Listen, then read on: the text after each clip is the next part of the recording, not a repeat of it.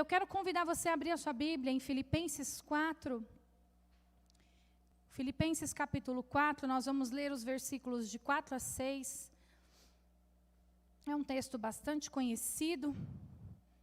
Vamos trazer uma aplicação das palavras do apóstolo Paulo à igreja de Filipos. E diz assim: alegrem-se sempre no Senhor. Novamente direi, alegrem-se. Seja a amabilidade de vocês conhecida por todos. Perto está o Senhor. Não andem ansiosos por coisa alguma, mas em tudo, pela oração e súplicas, e com ação de graças, apresentem seus pedidos a Deus. Nós conhecemos esse texto de muito tempo, lemos já ele várias vezes e com certeza usamos estas palavras e utilizamos elas sempre que estamos em momentos difíceis, de ansiedade. E o que eu quero compartilhar com vocês aqui nessa manhã, o tema da nossa mensagem hoje é o que rouba a sua alegria. O que tem roubado a sua alegria? Esse é o tema da nossa mensagem. E aqui nessa carta do apóstolo Paulo aos Filipenses, que para alguns estudiosos ela é chamada a epístola da prisão, e para outros é chamada de a carta da alegria, né? Porque nós percebemos que é interessante que essas duas definições elas se juntam muito bem. Porque Paulo estava realmente preso quando escreve a carta aos filipenses, aos crentes da igreja de Filipos. Mas essa carta, ela fala insistentemente de alegria. Então, é interessante que Paulo escreve uma carta sobre alegria de dentro da prisão. É algo que nós precisamos observar, porque isso tem uma profundidade muito grande. Paulo não escreve essa carta sobre alegria em qualquer outro lugar, mas ele escreve de dentro da prisão. Ou seja, a verdadeira alegria, ela não está no lugar onde nós estamos, mas com quem nós estamos. E Paulo estava com Jesus dentro da prisão. Jesus estava com ele. Então, a verdadeira alegria não está onde nós estamos, mas com quem nós estamos. Agora, eu queria fazer uma pergunta para você pensar. Não precisa me responder, mas para você pensar. Quando a gente fala de alegria, quando você pensa em alegria, o que é alegria para você? É viver sempre sorrindo? É viver sempre com dinheiro no bolso? O que é alegria para você? Quando você pensa em alguém feliz, em quem você pensa? Em você mesmo? Ou vem outra pessoa à sua mente? Em quem você pensa quando você pensa em alegria? A sua alegria, essas são algumas perguntas, mas a sua alegria, ela depende de alguma coisa ou ela é constante? É uma alegria que independe das situações. Sabe por quê, meus queridos? Porque nós temos sido constantemente roubados na nossa alegria. Coisas roubam a nossa alegria constantemente. Somos roubados por pequenas coisas. E quando a gente pensa em roubo, é um negócio ruim, né? Não sei aqui, quantos aqui já foram roubados? Olha só, quase todo mundo levantou a mão, que tristeza. É algo muito ruim. Também nós passamos por um assalto, talvez o pior que nós passamos foi o que foi a mão armada, né? Já tivemos outros, mas que nós tivemos ali os motoqueiros cercando o carro, e é uma sensação horrorosa. Quando alguém chega com uma arma em punho, né? Primeiro porque você teme por tirarem sua vida, né? Mas é muito ruim também levarem aquilo que é seu. É verdade ou não é? É muito ruim, é uma sensação de impotência, de injustiça, é uma sensação ruim quando tomam aquilo que é seu, aquilo que te pertence, que você a muito custo conseguiu conquistar. Então, ninguém anda por aí querendo ser roubado. A gente até evita, né? Se você souber que algum lugar é muito perigoso, aí você fala, não vou passar aqui à noite, não vou passar aqui nesse horário, vou fechar os vidros do carro. A gente evita o assalto. Se você vai lá na 25 de março, você não fica com a sua bolsa dando sopa para trás, aberta, né? Você vai se proteger do assalto. Mas há um assalto. Esses assaltos que eu estou falando, eles são assaltos à mão armada, né, de coisas materiais, de coisas visíveis. Mas um assalto invisível que acontece todos os dias na nossa vida. E nós temos sido roubados. A nossa alegria tem sido roubada, não só pelo inimigo, mas por coisas que nós vamos falar aqui hoje. Coisas que sugam a nossa alegria. Então, a nossa pergunta principal aqui hoje, a pergunta principal é: o que rouba a sua alegria? Quando nós pensamos em sermos roubados da nossa alegria, às vezes, a primeira coisa que vem à nossa mente são os ataques do inimigo. E eles são verdade nas nossas vidas. Mas existem 3 coisas que podem roubar a nossa alegria, e elas estão ao nosso lado o tempo todo. E a primeira delas que eu quero falar hoje são as pessoas. Pessoas podem roubar a nossa alegria. E você também pode roubar a alegria dos outros. Quando a gente fala que as pessoas podem roubar a nossa alegria, a gente já faz um monte de lista, né, na nossa cabeça, pensando só nos outros. Mas pessoas, nós também podemos roubar a alegria de outras pessoas. Há uma afirmação que ela é atribuída a um escritor chamado Oscar Wilde, que diz o seguinte: algumas pessoas, elas causam alegria, felicidade, onde quer que vão, e outras quando se vão. Pesado, né? Algumas causam felicidade onde quer que vão, e outras quando se vão. Pessoas muitas vezes são especialistas em roubar a nossa alegria. É o prazer dela principal, e às vezes não é de maneira intencional, mas outras vezes é sim de maneira intencional. E essas pessoas, elas podem roubar a nossa alegria de diversas maneiras. Primeiro, por críticas maldosas, como nós acabamos de ver aqui na encenação das meninas.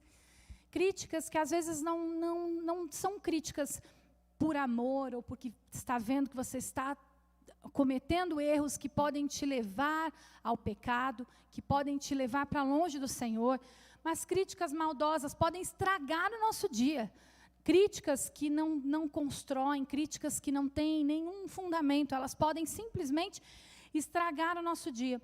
Perseguições, desentendimentos e também a falta de perdão. Como a falta de perdão está atrelado a pessoas que roubam a nossa alegria?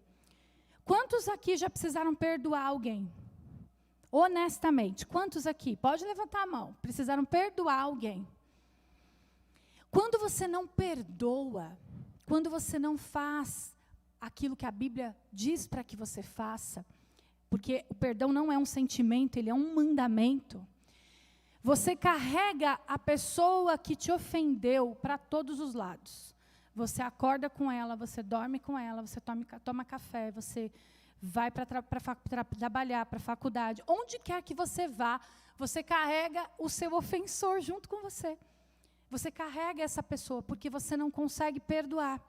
E isso rouba a sua alegria, rouba a sua paz. Então, a falta de perdão é algo que faz com que nós sejamos roubados da nossa alegria. Quando nós perdoamos, quando nós fazemos aquilo que a Bíblia diz para que nós façamos, nós descobrimos que quando você perdoa, não é a pessoa que é livre, é você. É você que se torna livre. Porque muitas vezes nós não vamos continuar convivendo com as pessoas com quem nós tivemos alguma questão. Porque às vezes essas pessoas não mudaram e elas te prejudicam. Prejudicam a sua vida espiritual, emocional, psicológica. Então, às vezes não dá para ter convivência. Mas o perdão significa deixar ir os seus direitos. Eu deixo ir os meus direitos de um pedido de desculpa, por exemplo, que nunca vai chegar. Eu deixo ir, e isso não me pesa mais. Eu deixo ir todos os meus direitos de ser, fui injustiçado, mas quero ser justiçado, sei lá, enfim, como que é a palavra que a gente pode usar. Mas quando eu deixo ir esses meus direitos e eu perdoo e eu digo, olha, vá em paz, eu deixo que essa pessoa deixe de ser uma mala sem alça que eu carrego o tempo inteiro junto comigo.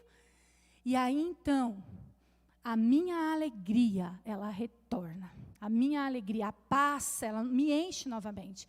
Então, a falta de perdão, ela pode ser uma maneira das pessoas roubarem a nossa alegria. De nós não conseguirmos sermos completos na nossa alegria, que deve e deve estar em Cristo o tempo todo. Há outras formas também de pessoas roubarem, serem ladrões da nossa alegria. Quando a gente viu aqui as meninas encenando, as conquistas que a gente tem, muitas vezes, por mais pequenas que sejam, as pessoas podem não se alegrar com você. Sabe o versículo que diz, alegrai-vos com os que se alegram e chorai com os que choram? É mais fácil, muitas vezes, você encontrar quem chora com você, do que quem se alegra com você.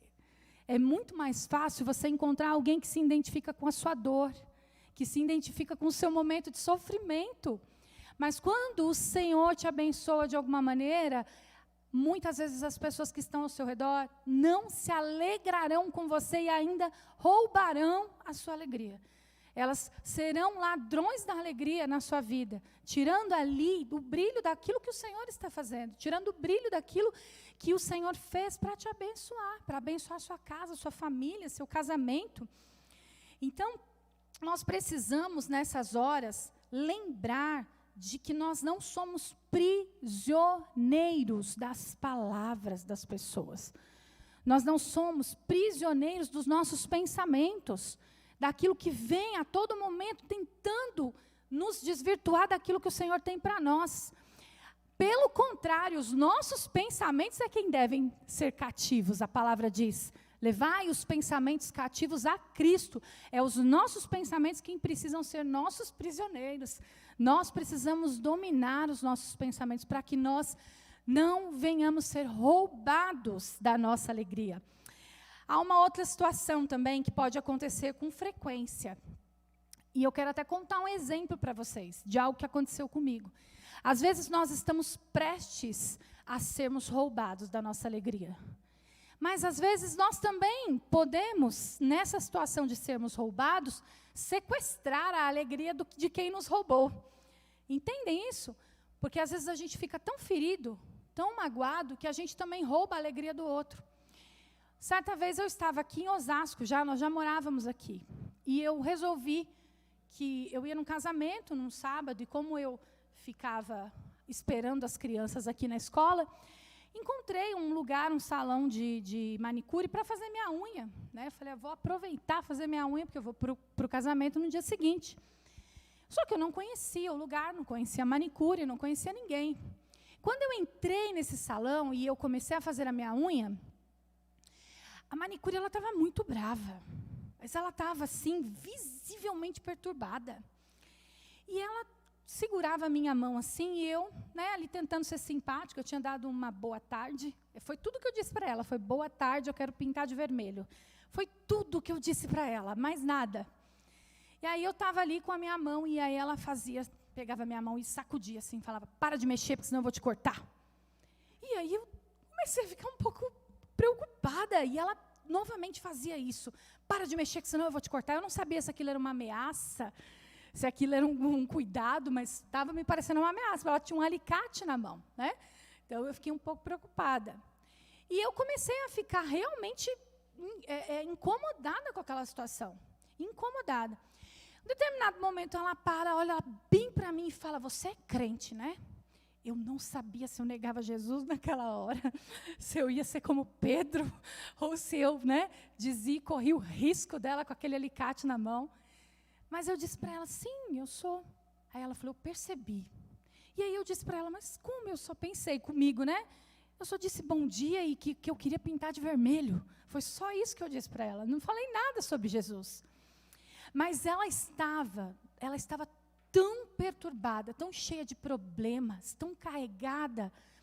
E quando ela falou isso, e ela me abriu a porta, então eu comecei a falar de Jesus para ela. E aí ela parou de fazer minha unha e começou a chorar. E despencou a chorar. nós paramos tudo que a gente estava fazendo e nós fomos orar.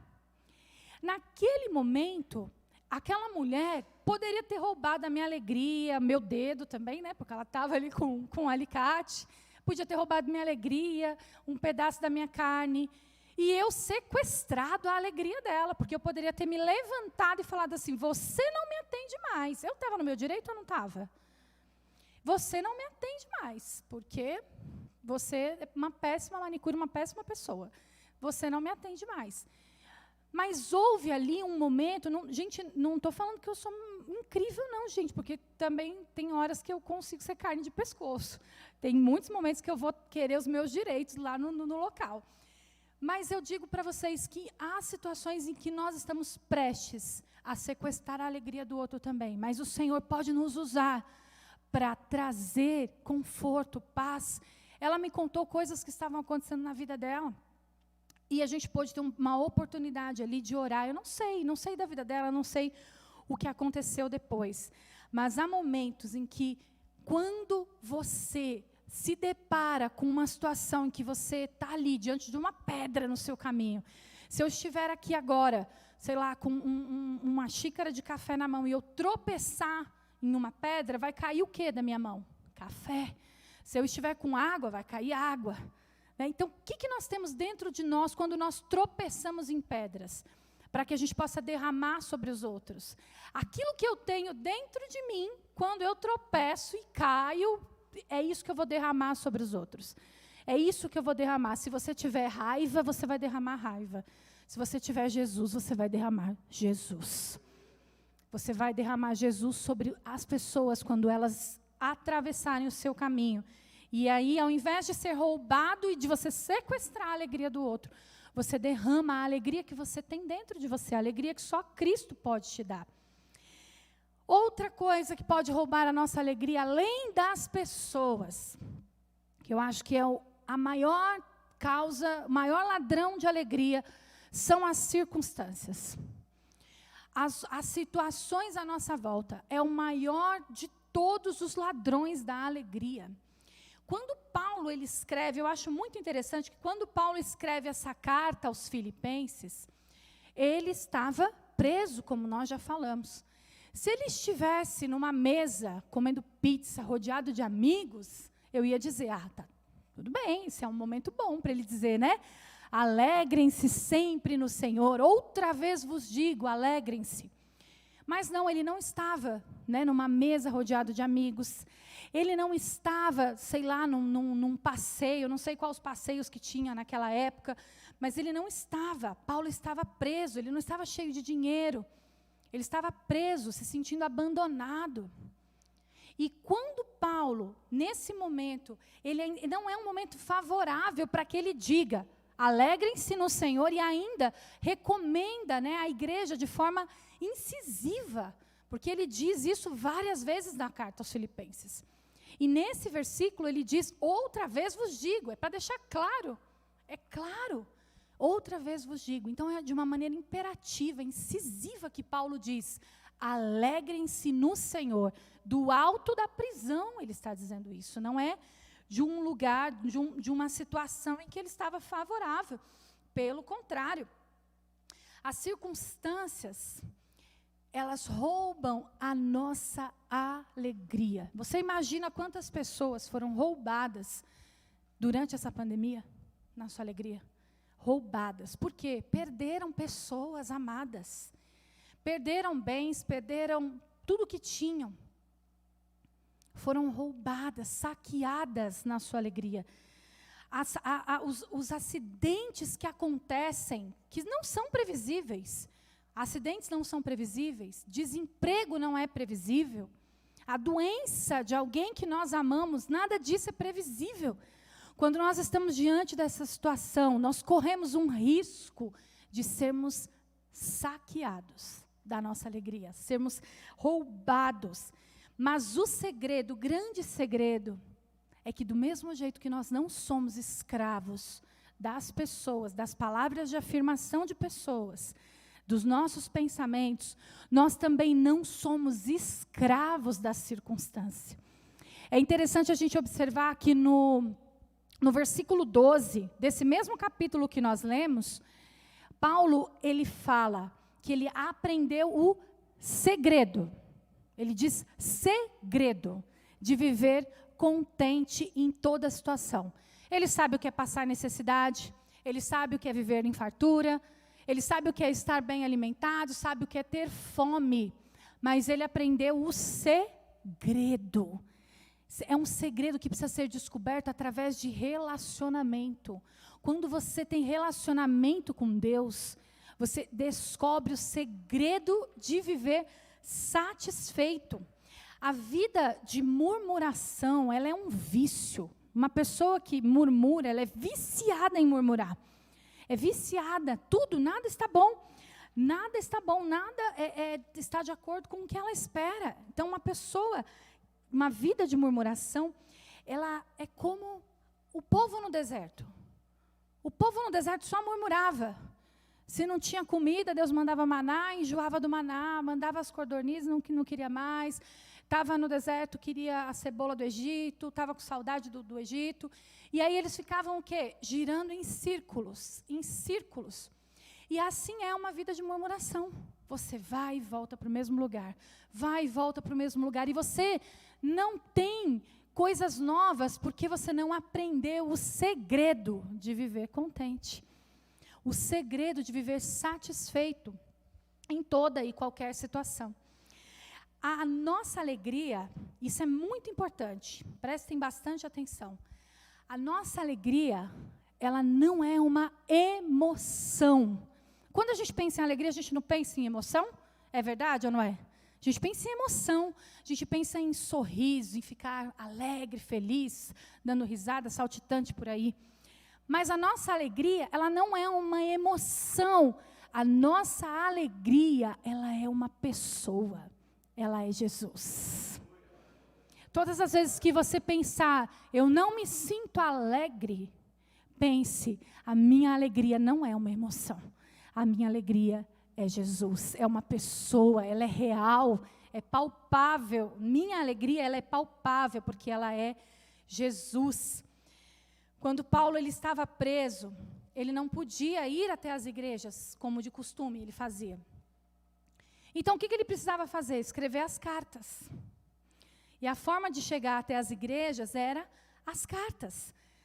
As cartas de Efésios, Filipenses, Colossenses, Filemão, ficou bom agora, hein? Filemão, são conhecidas como as cartas da prisão. Essas 4 cartas, pelo menos que eu estou dizendo, são as cartas da primeira prisão de Paulo, são conhecidas como as cartas da prisão. Vocês imaginam se Paulo, ao invés de ficar ali, né, escrevendo essas cartas, derramando tudo aquilo que ele tinha, porque quando ele estava diante daquela pedra que era a prisão, que ele tropeçou nessa pedra, ele derramou nessas cartas tudo o que ele tinha encontrado em Jesus. Vocês imaginem que se ao invés de Paulo derramar tudo o que ele tinha, todo o conhecimento, todo o amor, tudo aquilo que Jesus tinha feito por ele nessas cartas, ele tivesse ficado se lamuriando na prisão, tentando fugir, planejando a fuga, vendo para que lado ele ia, tentando ali comprar os soldados para poder fugir da prisão. Se ele tivesse perdido o tempo dele com reclamação, com murmuração, hoje, eu e você não teríamos essas ferramentas preciosas para a nossa vida cristã. A atitude de Paulo diante dessa situação mudou toda uma história. Mudou a história do cristianismo, porque quando ele derramou sobre estas cartas tudo o que ele tinha dentro de uma prisão, ao invés de ficar se lamuriando, ele entregou para nós os segredos. Ele entregou para nós ferramentas para que nós pudéssemos ter fé, ter esperança, crescermos na graça, no conhecimento de Cristo. Quando eu falo para vocês que as circunstâncias elas não podem roubar a nossa alegria, eu quero que vocês entendam o seguinte, eu não estou falando que nós temos que ser alienados, anestesiados. Não é para a gente ficar rindo em velório. Não é sobre isso que eu estou falando. Não é para a gente ser sem noção, não se compadecer da dor do outro, e dizer, imagina, fique feliz, fique alegre, sua alegria é Jesus. Não é insensibilidade. Quando eu estou falando para vocês que as circunstâncias, elas não podem roubar a alegria, eu estou dizendo para vocês que as tristezas, elas virão sim, elas fazem parte da vida humana. As tristezas virão, mas elas não permanecerão. As tristezas podem até nos visitar de vez em quando, mas elas não vão morar com a gente. Elas não vão fazer morada, porque o nosso coração já tem dono, já tem um morador fixo, oficial, que é o nosso Jesus Cristo. E Ele é a fonte de toda alegria. Se nele está a fonte de toda alegria, não há como a tristeza ficar. A tristeza pode passar. Ela vem, dá um tchauzinho, fala com a gente, dá um oi, mas ela precisa ir embora. Ela precisa ir embora, porque o nosso coração já tem morador. Nesse caso, então, interessante que o contrário de alegria, se eu perguntar para muita gente, qual é o antônimo de alegria? A maioria das pessoas vão dizer tristeza, não é? O dicionário também diz, não estou dizendo que está errado. Mas para nós que conhecemos a Cristo, o antônimo de alegria é a ausência de Jesus. Não é a tristeza, porque a tristeza vai passar. Mas o contrário de alegria é a ausência de Cristo. Quando Cristo não está, não há como ter alegria, porque dele provém toda alegria. Toda alegria vem de Cristo Jesus. Terceira e última coisa que pode roubar a nossa alegria. E esse é o mal do século. Alguém arrisca? Alguém arrisca? Qual é o mal do século? Alguém se arrisca? Eu estou falando sério, que é para vocês falarem. O quê? Não entendi. Redes sociais. Ela pode causar o que eu vou falar, as redes sociais. Ansiedade. Que as redes sociais podem causar ansiedade. A ansiedade pode roubar a nossa alegria. E sabe uma coisa interessante a respeito da ansiedade? É que nós estamos normalizando algo que Deus não normaliza. Gente, eu estudo psicologia, vocês sabem disso. E quando a gente fala de ansiedade, a gente percebe que isso é tratado com normalidade. Nós, como cristãos, precisamos entender que Deus não normaliza a ansiedade. Isso não significa que nós não vamos ter. Não significa que nós não teremos. Mas a questão é que a ansiedade, ela suga a nossa alegria. Veja o que Paulo fala no versículo 6, do mesmo capítulo que nós lemos. Ele adverte que nós não devemos andar ansiosos por coisa alguma. Ele diz que a gente pode andar ansioso por algumas coisas. Olha, se for uma doença na família, vocês podem ficar ansiosos. Se for por falta de dinheiro, está liberado a ansiedade. Se for por uma questão no seu relacionamento, no seu casamento, aí tudo bem, pode ficar. Não tem uma exceção. Não andeis ansiosos por coisa alguma, mas antes apresentem a Deus os seus pedidos. Antes, deem a Ele, coloquem nas mãos dEle. Quando a gente fala em ansiedade, eu acho interessante a gente procurar saber, quando Paulo está dizendo aqui, não andeis ansiosos, vocês sabem que o Novo Testamento foi escrito no grego. E no grego, a palavra ansiedade significa estrangular, sufocar. Quando a gente pensa em ansiedade aqui, para nós, a gente pensa em uma preocupação excessiva, não é? A gente pensa em uma angústia. Mas no grego, o sentido do que Paulo está dizendo aqui é como se fosse, não andeis estrangulados por coisa alguma, não andeis sufocados. Quando você é estrangulado, nunca fui estrangulada, mas quando uma pessoa é estrangulada, ela falta o ar, não é? Falta o ar, não dá para viver estrangulado, sufocado.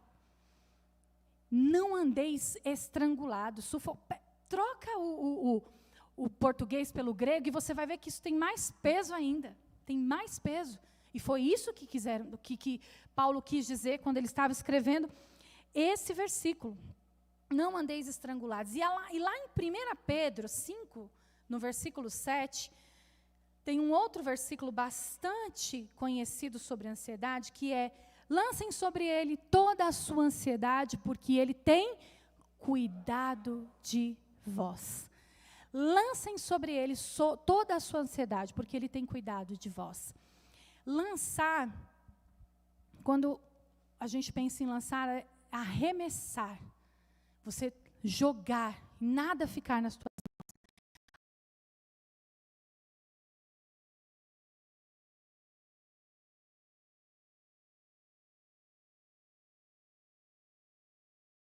Olimpíadas, sabe?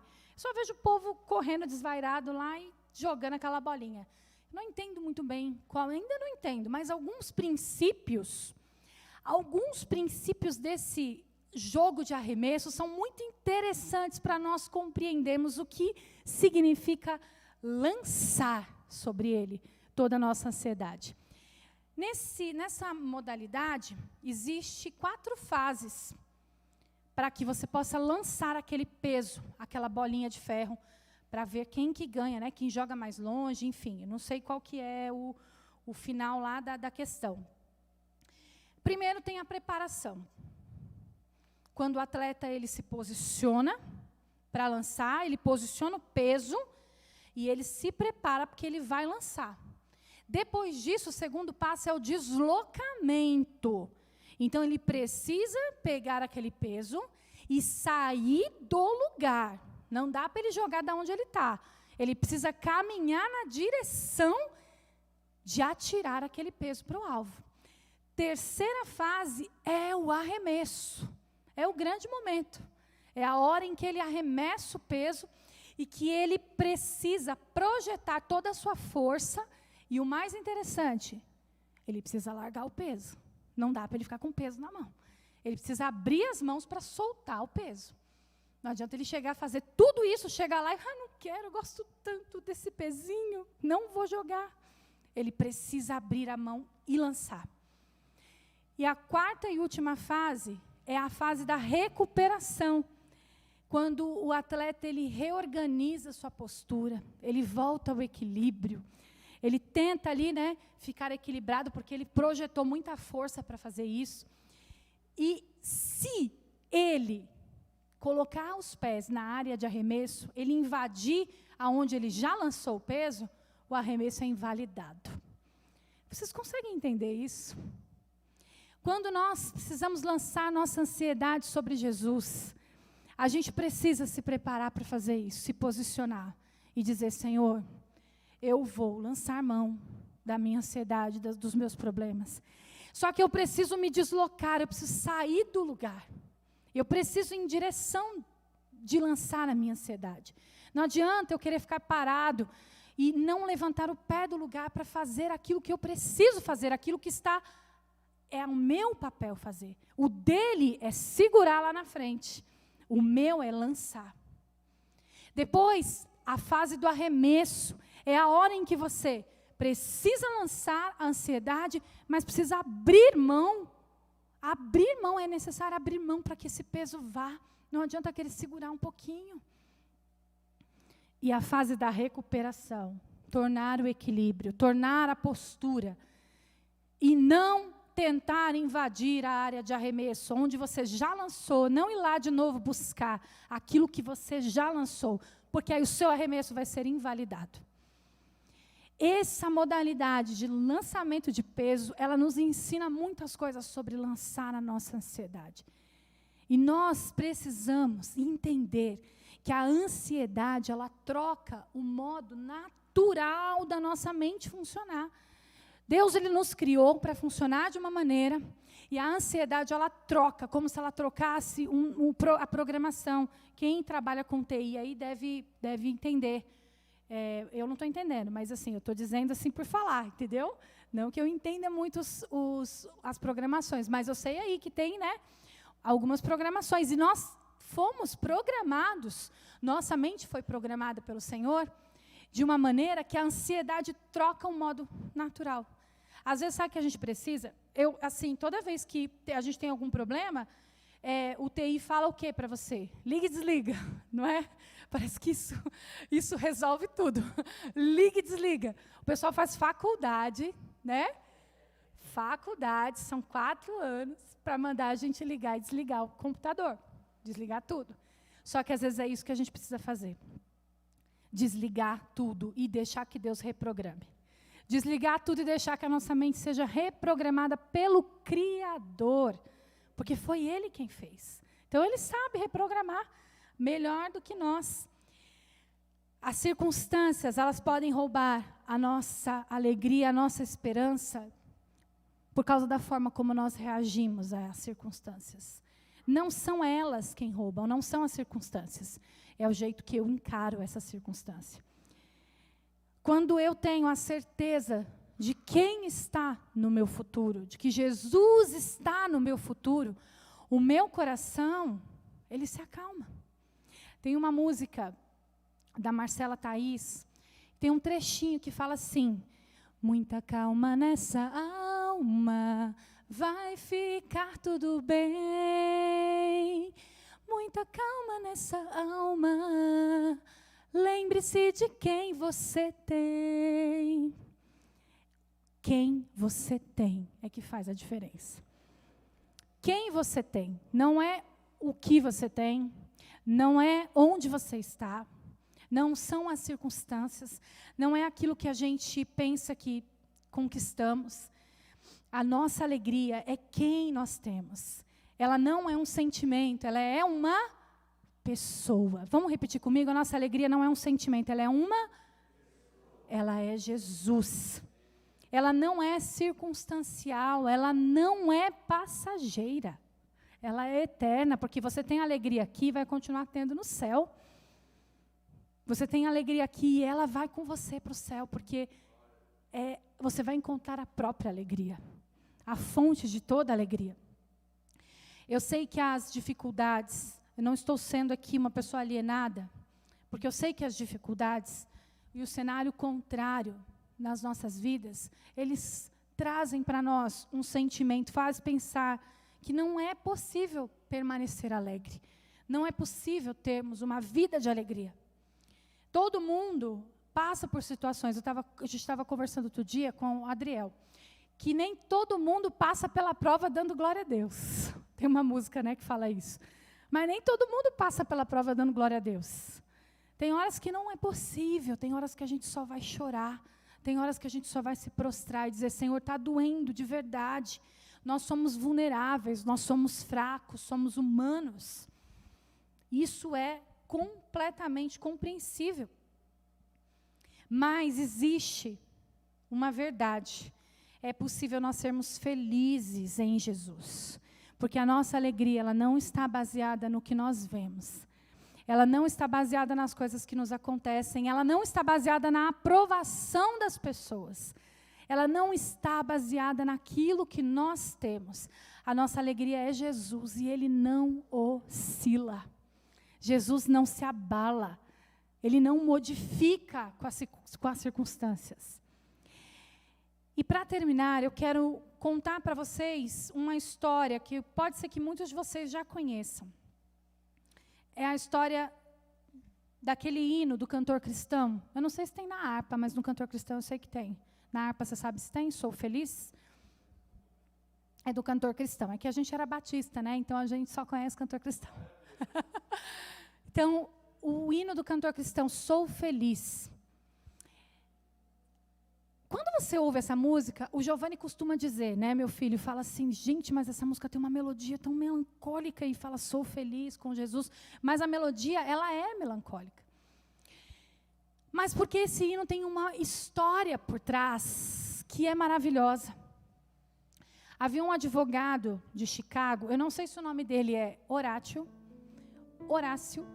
ou Horatio, não sei. Eu vou chamar ele de Horácio, tá? Porque como eu não sei qual é o nome dele verdadeiro, a pronúncia. Mas esse advogado de Chicago, Horácio, em 1870, ele perdeu seu filho de 4 anos por uma febre muito forte. Essa foi a primeira tragédia que a família desse homem sofreu. Em 1870, o filho de 4 anos faleceu de uma febre muito forte. Em 71, como se não bastasse, um incêndio muito grande devastou a cidade onde ele morava nos Estados Unidos, matou cerca de 250 pessoas, e ele teve uma perda financeira muito grande. Mas o mais interessante que é ele e Ana, a sua esposa, trabalharam durante 2 anos insistentemente para ajudar aquela cidade a se recuperar, e aquelas pessoas, 90 mil pessoas ficaram desabrigadas naquela época. Mas ainda tinha mais. Ele era o grande amigo do grande evangelista Moody, e Moody fazia muitas cruzadas evangelísticas, e ele ia em uma delas com toda a sua família. Então ele se deslocou até Nova York para pegar um navio e ir até essa cruzada onde Moody estaria pregando. Mas quando ele estava lá já para embarcar, um compromisso impediu que ele o fizesse. Ele não conseguiu embarcar nesse navio. Mas ele disse para a mulher e para as 4 filhas dele. O filho ele já havia perdido, mas ele tinha 4 filhos. Vocês vão na frente, eu encontro vocês. Depois, não tinha celular, não tinha WhatsApp para mandar uma mensagem para se comunicarem. Então eles iam e depois iam se encontrar. Quando esse navio, ele já estava no mar há alguns dias, ele se chocou com outro navio e ele afundou. Em apenas 12 minutos, esse navio afundou. 226 pessoas morreram, incluindo as 4 filhas de Horácio. As 4 filhas. A sua mulher sobreviveu e após, quando conseguiu estar num lugar seguro, ela enviou um bilhete para o seu marido, falando assim: salva, porém só. Imaginem a dor desse homem quando ele recebeu essa notícia. E imediatamente ele foi, pegou um navio para encontrar a sua mulher. E conforme ele estava indo na sua viagem, ele passou pelo local onde o navio havia afundado. E alguém comunicou a ele, disse assim: olha, nós estamos passando próximo do local onde o navio que estavam as suas filhas afundaram. E naquele momento, eu imagino que muitas coisas devem ter passado na cabeça dele. Minhas filhas estão aqui. Nunca foram encontradas. Nunca foram encontradas. E ele, numa dor profunda, ele foi até a sua cabine, falar com Deus e escreveu esse hino. E esse hino diz assim: se paz a mais doce eu puder desfrutar, se dor a mais forte eu sofrer, ó seja o que for, tu me fazes saber que feliz com Jesus sempre sou. Não foi, assim como não foi com Paulo. Como Paulo disse, alegrai-vos sempre no Senhor, de dentro de uma prisão. Esse homem diante do túmulo das filhas ali, aquele túmulo no mar, que ele nunca conseguiria acessar, declarava que a sua alegria não estava nas circunstâncias. A sua alegria não estava em nada que esse mundo pudesse oferecer. A sua alegria estava em Jesus. Quero te convidar a se colocar em pé.